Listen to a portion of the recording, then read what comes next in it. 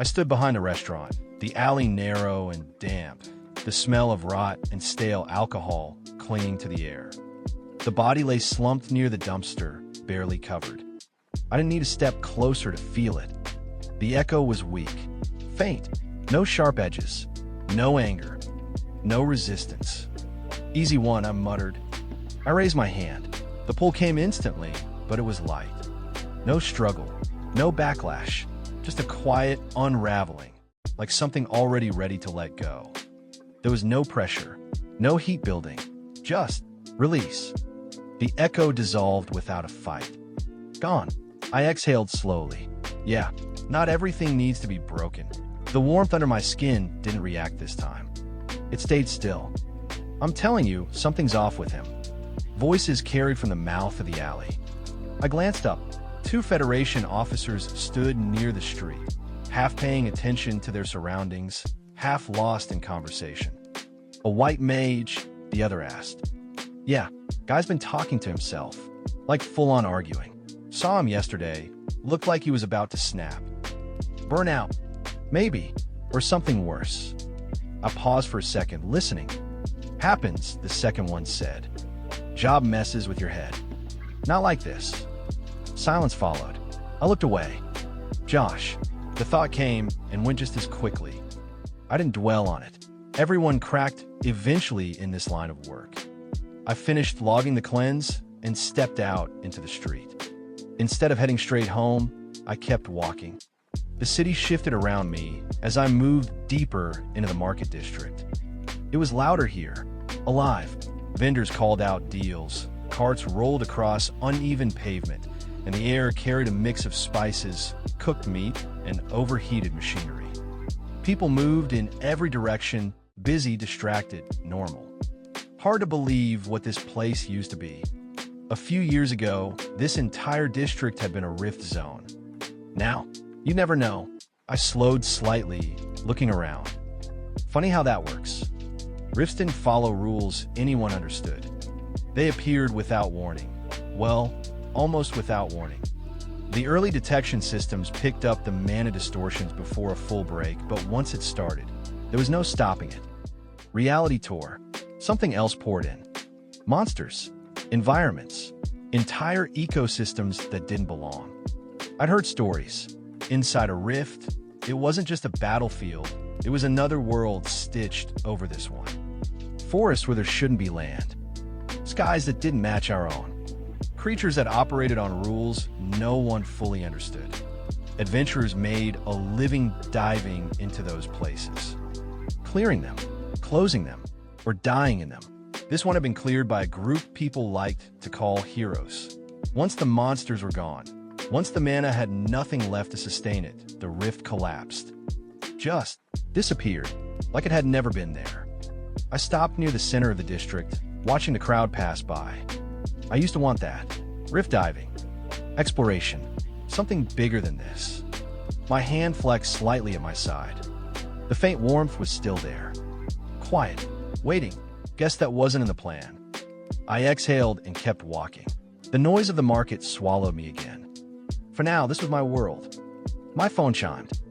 New request. Westgate Bridge, drowning victim. I accepted without hesitation. The bus ride was quiet. Too quiet. I leaned back in my seat and slipped into the soul archive. Nothing. No shift. No new crystal. No change in the orbiting sphere. After everything that had happened, I expected something. But the space remained still. Unmoving. Like it was waiting. The bus lurched to a stop. My eyes snapped open. The west end of the city felt different. Quieter. The bridge stretched overhead like a concrete spine, its shadow cutting across the water below. The shoreline was empty, no police, no barriers. Just the slow, steady current sliding past like nothing had happened. But I could feel it. Panic. Desperation. It clung to the air. I stepped closer to the edge, boots scraping lightly against damp stone, and looked out over the water. Calm. Too calm. Something's off. The feeling didn't match the scene. It felt wrong in scale, like something didn't belong. I closed my eyes. Echo cleanse. The world shifted. Not violently. Just wrong. Everything felt bigger. The space stretched. The distance between things didn't feel right. My breath came in short, uneven pulls. No, not mine. I looked down. Small hands. Trembling. Reaching. Water surged around me. Cold, heavy, endless. It swallowed sound, muffled everything except the frantic pounding in my chest. My movements were clumsy, uncoordinated, too small. I tried to kick, tried to push upward, but the water didn't care. It dragged, pulled, pressed in from every direction. Air. I needed air. My arms flailed, barely breaking the surface before slipping back under. The world above blurred, light fracturing, distant, unreachable. Panic spiked. Sharp. Pure. This isn't. The realization hit, quiet but absolute. This isn't an adult. My chest tightened as the body thrashed again, desperate, untrained, terrified. No rhythm, no control, just instinct. No. My thoughts slowed, focused. This is a kid. For a moment, I forgot to breathe. Where were the parents? Why was no one here? The questions came fast, but the echo didn't care about answers. The panic surged again, stronger this time, dragging everything down with it. My instinct kicked in. Force it. Push through it. Cleanse it like always. But I stopped. This wasn't like the others. There was no hatred here. No razamin. No anger clawing outward. Just fear.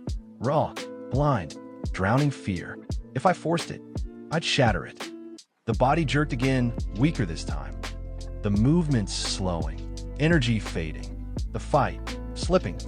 And that's when I felt it. Not resistance. Not corruption. But something else.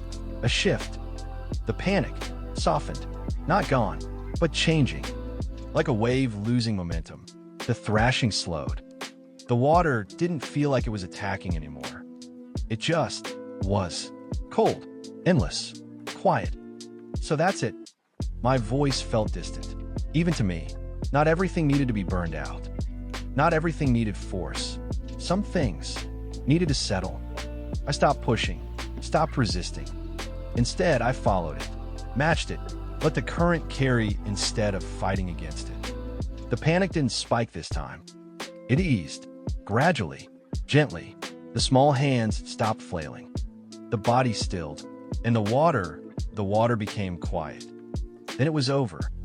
I collapsed onto the damp ground, the impact knocking the breath out of me. For a moment, I didn't move. Then it hit. Tears slipped down the sides of my face, quiet and unrestrained. Damn it. Even with everything I built, every skill, every layer of control, some things still got through. This was one of them. Child echoes were rare. Most never formed. They didn't have enough mana. Not enough time. Not enough weight to leave something behind. And when they did, it wasn't hatred. It wasn't resentment. Just fear. My hands trembled, a faint shake I couldn't suppress. The sensation of water still clung to my lungs, phantom tight and suffocating. I dragged in a slow breath. The black veins crept along my wrists, crawling up my forearms like ink searching for somewhere to settle. Not as violent as the combustion echo, but enough to remind me I wasn't untouched. Yeah, that one counts. I wiped at my face with the back of my sleeve and glanced around. Empty. No witnesses. Just the quiet flow of water moving like nothing had happened. I leaned back, letting my head rest against the ground, staring up at the dimming sky. Then I closed my eyes. The soul archive answered immediately. The space unfolded around me. Vast, silent, endless. But something had changed. The golden orb still circled the central crystal, but its rhythm was different. Slower, heavier, like it had learned something. I pushed myself up and stepped closer, drawn in by the shift. What are you doing now? The orb pulsed once, then again. I reached out. The moment my fingers brushed its surface, light exploded outward. I flinched as the archive snapped back into focus. The orb had returned to its steady orbit, as if nothing had happened. But behind me, something new was forming. I turned slowly. A crystal hovered just above one of the lower shelves. Deep blue, perfectly smooth. Unlike the jagged white ones, this one looked whole, alive. Its surface rippled subtly, like water trapped inside glass, shifting with a slow, steady motion. I stepped closer, careful this time. Not like the others. I reached out and touched it. It didn't surge, didn't force its way in. It flowed. Fragments of understanding slipped into place, not sharp, not invasive, but calm. Structured, patient, redirect, absorb, follow. Not everything needed to be resisted. Not everything needed to be burned away. Some things could be guided. My fingers tightened slightly around nothing. Flow. The words settled naturally in my mind. Not learned, understood. My eyes opened. The shoreline returned. The air felt cooler now, the last light of day stretching long shadows across the water. I sat up slowly, my body lighter than it should have been after something like that. The ache was still there, but it wasn't overwhelming. That's new. I looked out at the river again. It moved the same as before, but it didn't feel the same. Not hostile, not indifferent, just moving. I pushed myself to my feet, brushing the dirt from my clothes. It's getting late. The city lights were already starting to flicker on in the distance. I turned toward the street and made my way back to the bus stop, the faint rhythm of flowing water lingering quietly in the back of my mind.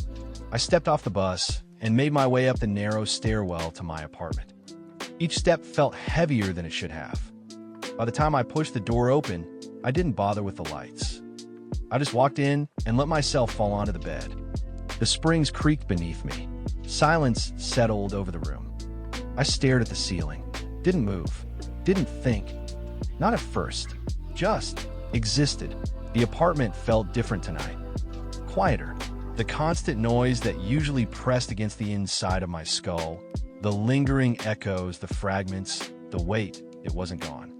But it had softened, like something had finally stopped pushing back. I lifted a hand and dragged it across my face, feeling the dried streaks left behind. Yeah, today was different. I closed my eyes. The soul archive unfolded around me. Endless. Still, waiting. I stepped forward slowly, my gaze drifting toward the shelves. There they were, 2 crystals, side by side. The first pulsed faintly with a dull, restless heat. Jagged, uneven, thin red tendrils coiled through its structure like cracks waiting to split it apart. Even standing near it, I could feel the pressure building beneath the surface. Unstable, like it needed to break something just to stay contained. The second hovered beside it. Smooth, perfect, a deep blue sphere, its surface shifting like water caught in motion. No sharp edges, no tension, just quiet, controlled movement. It didn't push, didn't resist. It simply existed. I stepped between them, felt both at once. Heat, pressure, then cool, steady, controlled. Same job. My voice echoed faintly through the archive. But completely different answers. I looked from one to the other. For a long moment, I said nothing. Then something clicked. Not a voice, not a system message, just understanding. I've been doing it wrong. Or maybe, not wrong, just incomplete. Not every echo needed to be forced. Not every soul needed to be burned clean. Some resisted, some fought, some had to be broken down before they could be purified. But others just needed to be guided. My hand lifted slightly, hovering between the 2 crystals. Different souls. I exhaled slowly. Different methods. The realization settled deep. Not heavy, not overwhelming, just certain. For the first time since I started this job, it didn't feel like I was just surviving it. I opened my eyes. The apartment came back into focus. Dark, quiet, still, but something had changed. Not the room, not the city, me. I opened my eyes. The apartment was still dark, still quiet. For a moment, everything felt balanced, Like I finally understood something that had been slipping through my fingers for years. My phone vibrated on the nightstand. Once, then again. I didn't move immediately. Then I reached for it. The screen lit up. Federation alert. A pause. Then the words loaded in slowly, like the system itself didn't want to say them. Rift break detected. District 4 border zone. Classification, unstable expanding. Evacuation protocol initiated. I stared at the screen. A rift break? The warmth in my chest shifted. Not gone. Not calm anymore. Just focused. Like something had just aligned itself toward me. Outside, somewhere far beyond the walls, I could feel it. That same pressure I'd read about. Like reality itself had started to tear.